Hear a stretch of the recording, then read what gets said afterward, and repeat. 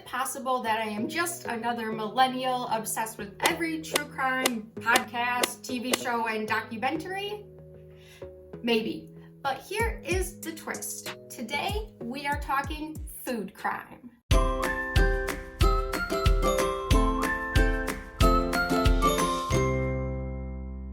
Now, food crime, I know, could sound kind of like petty little crimes, why should we even talk about this? But you guys, food crime is so dangerous. You put food in your body. Food crime is lethal. To add to this, food crime has existed for centuries. And we know this because we've seen ancient Roman documents from the 1st century BC that tell about dodgy merchants trying to pass off ground mustard seed and juniper berries as pepper, which for that time, pepper was pretty key at making your food taste good. Another great example is in England in the 13th century when there was a group of people called the Garblers. Now, the Garblers was a tradespeople. They had a specific job, and what a Garbler meant was that they inspected the spices before people could buy them. So a merchant had to have a Garbler inspect their spices to make sure the merchant wasn't trying to rip off the people by mixing in sand or dirt or twigs. So it was the Garbler's job to make sure these were real spices. Now, as you may predict, some of the Garblers became corrupted.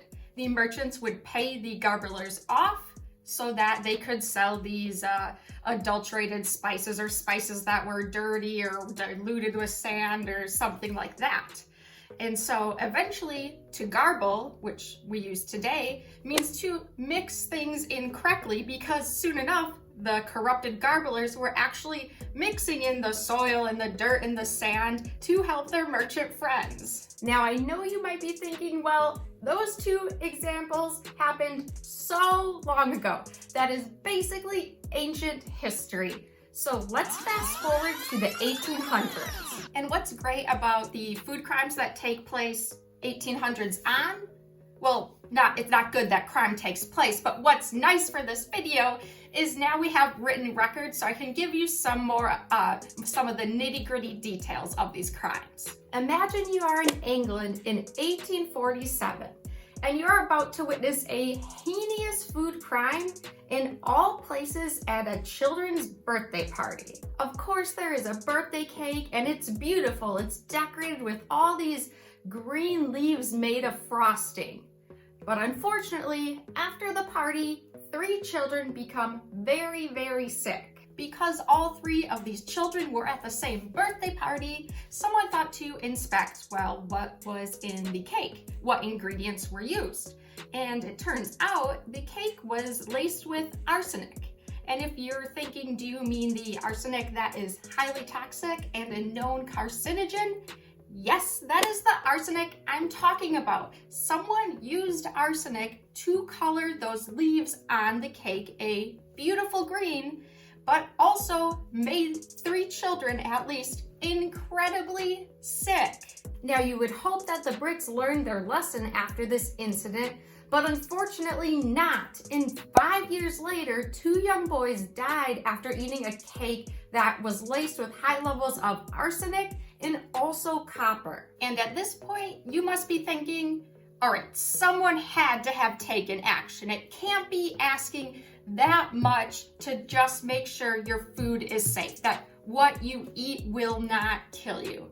But unfortunately, this same incident happens again in England, but just at a larger scale. So a couple years after the London incident, there is another situation in Bradford, Yorkshire, where 21 people died from eating, again, a cake laced with arsenic, specifically arsenic trioxide. And what makes the story interesting is finally Brits call for this person to be punished, and they try to figure out who made that cake. Now, the baker that was responsible for selling that cake, he actually saw his workers, who were the ones mixing the ingredients up. His workers were falling ill while making this cake that later killed people. However, the baker, he still went on to sell the cake. And his excuse was, well, I went to the pharmacist to buy plaster of Paris. Now, plaster of Paris, you may have used this in like art projects or molding.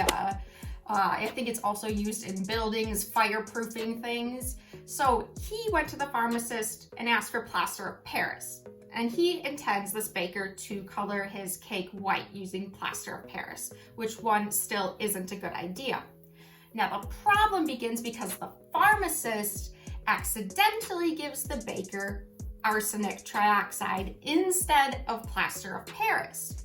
So what ends up happening after those 21 people died is actually both the baker and the pharmacist were arrested and thrown in jail. And this is a big step because in the past, this was, kind of went unpunished. There were not repercussions. Unfortunately, both men had to be released very soon after because they couldn't be punished for any crime. They could not be tried for a certain crime because there's no law saying that you have to make safe food products. There's no law against lethal food products, although morally you would say that's a really bad idea.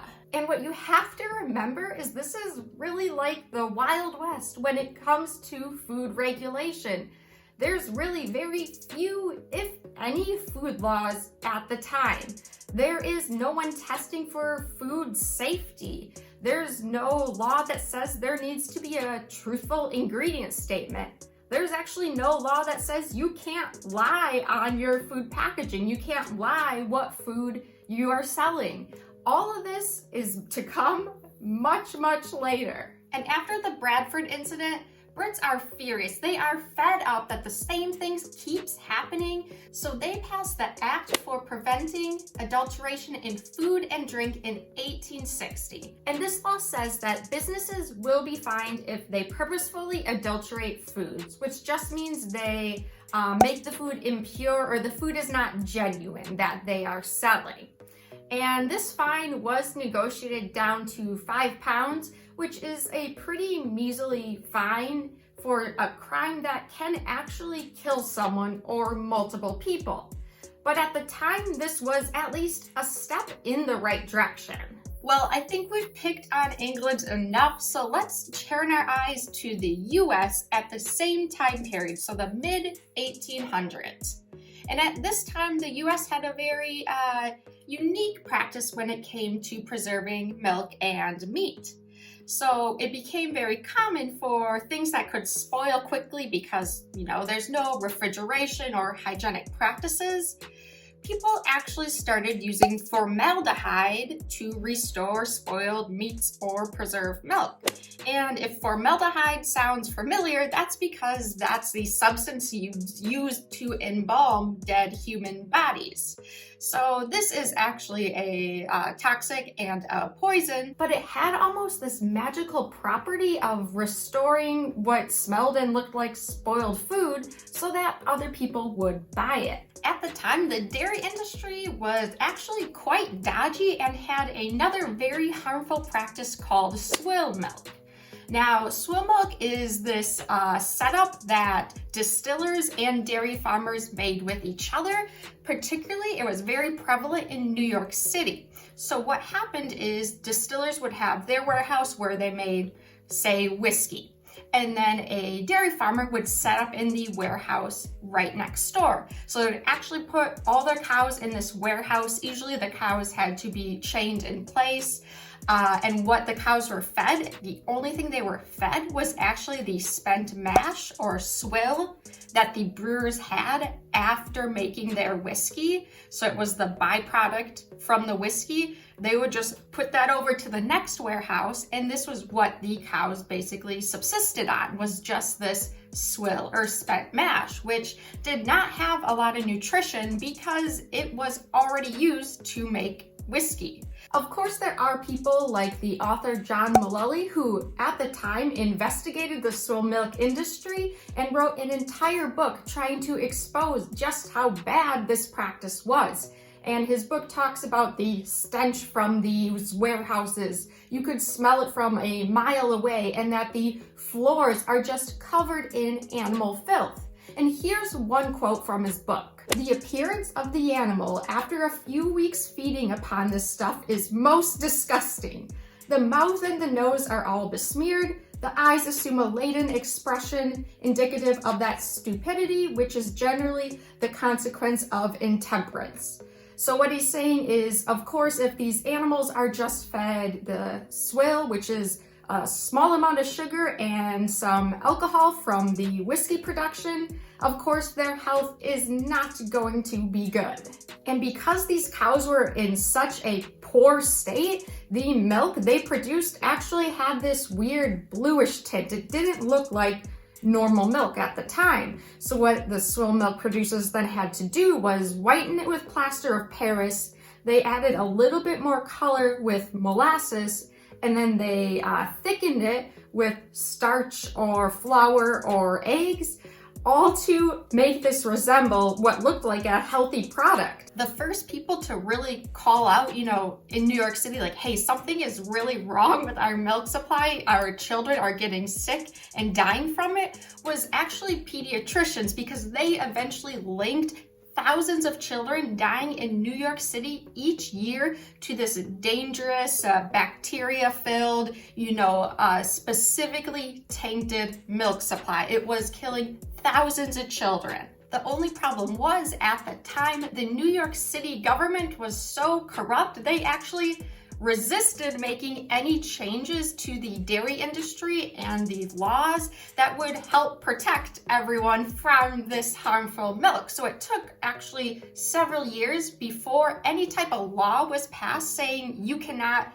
make swill milk or sell it within New York City. This didn't actually stop the practice of swill milk, because what people did was they produced it just outside the boundaries of New York City, and so this practice lived on for decades. But there is some hope, because around the same time when the food supply was extremely dangerous and you basically never knew what exactly you were eating, and that was legal, there became a really big crusader for food safety. And this is Dr. Harvey Wiley. And he was a firm believer in truthful labeling, that your food products have to be labeled with what is actually inside the food, that you cannot deceive the consumer or lie to them, which seems, like that's how it should be. But of course, it was not the law at this time. But Dr. Wiley is up against a food industry that is used to no rules, no regulation. And here are a couple other examples of the fraud or lies that Dr. Wiley has to regularly put up with. Expensive spices like pepper, nutmeg, and cinnamon were commonly found to be filled with cheaper alternatives, and these were sometimes the shells of coconut just pulverized.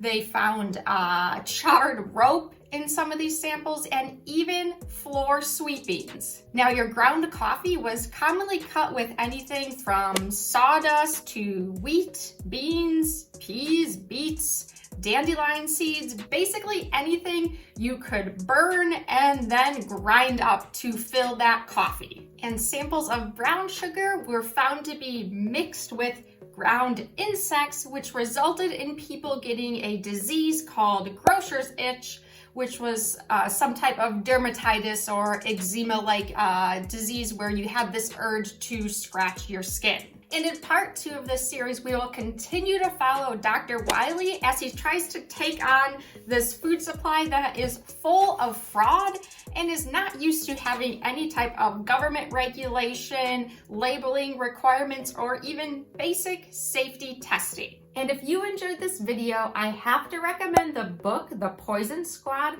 by Deborah Bloom, which this video is largely based off of, and I have an affiliate link in the description below.